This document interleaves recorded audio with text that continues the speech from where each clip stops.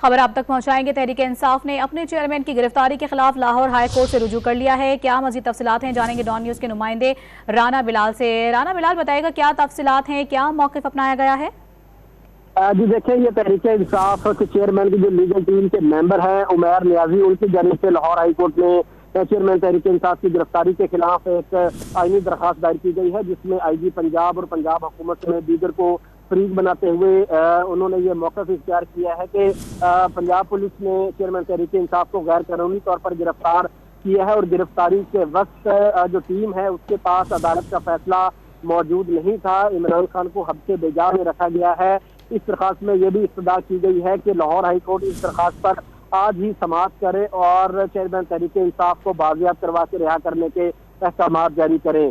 तो ये दरखास्त जो है वो हाई कोर्ट में दायर की गई है। ताहम आज जो है वो बेंच कोई अवेलेबल नहीं है, इसलिए नजर नहीं आ रहा कि इस दरखास्त पर आज ही समाअत होगी। लेकिन ये दरखास्त तहरीक इंसाफ की लीगल टीम के मेंबर उमैर नियाजी की जानिब से लाहौर हाई कोर्ट में दायर कर दी गई है। चेयरमैन तहरीक इंसाफ की जानिब से उमैर खान नियाजी ने दरखास्त दायर की है, जिसकी तफसीलात बता रहे थे राना बिलाल। बहुत शुक्रिया आपका।